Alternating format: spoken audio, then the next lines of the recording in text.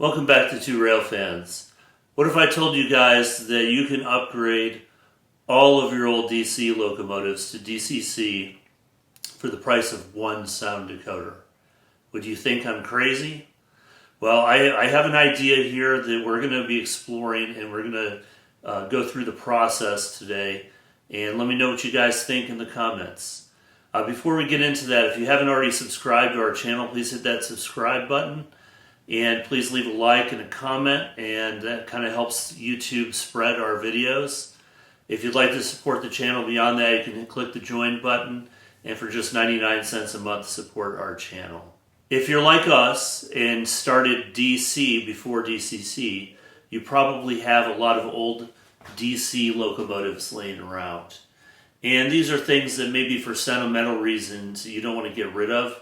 I know that's our reasoning, although a lot of what we have that's DC were gifts to us recently.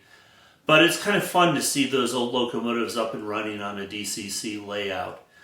And the big thing holding us back, though, is, well, there's really two things. First of all, where do you put a DCC decoder in some of these locomotives? In many places, there's just simply not space for it, where it requires a lot of modification. For example, in these Athearn blue box diesels that we're upgrading, it's taking a lot of moving stuff around to get them upgraded. And we are going to be upgrading this one with its own decoder here in the next few weeks.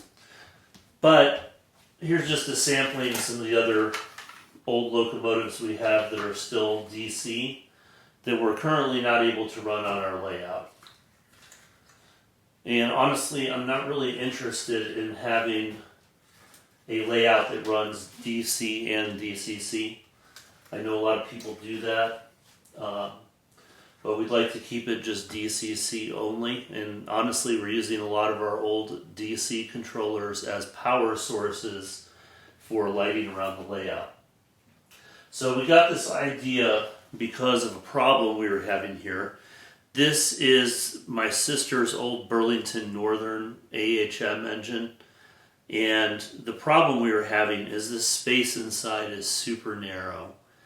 And I'm sure it's not to scale, and I'm also sure a lot of people would say, well, why are you even bothering with these old engines? Again, I just go back to sentimental reasons, and we have them and we would like to run them, and we enjoy these. So the question is, well, where do you put it? So we got this idea looking at a steam locomotive that we have of the Pennsylvania Railroad that has connectors between the tender and the locomotive. And a lot of steam locomotives are that way, where they have the connectors because the electronics and the power pickups are in the tender, not in the locomotive. So we thought, well, what if we did that? And basically can take an old piece of rolling stock, this is also part of my sister's collection, and basically put the decoder and the speaker in here. Because we could basically set something up that you can unhook from one locomotive and hook up to another one. So I'll make sure I leave a link to this in the video description. But here's some mini connectors that we purchased the same time we bought the lighting connectors that we're using on the layout.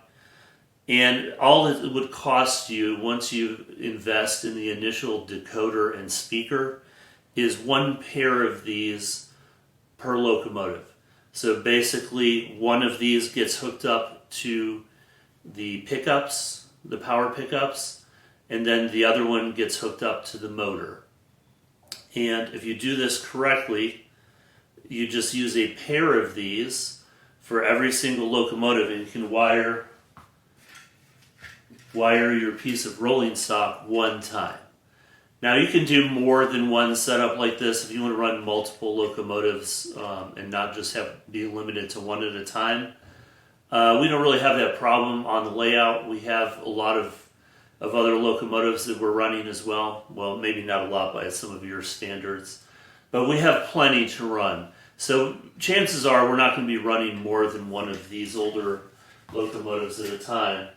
And again, just the cost of this, and we're up and running. I'm sure some of you guys out there might be a little pickier about the sounds. We do have a loc programmer, so we could theoretically very easily change the sound files whenever we want to run a different locomotive. However, I think since all of these older locomotives we have are diesels, we'll probably just pick a generic set of sound files to run. But again, that's a pretty cheap solution. So please let us know if you guys thought about doing this with your old DC locomotives, or have you actually done something similar? Any reason we shouldn't do this?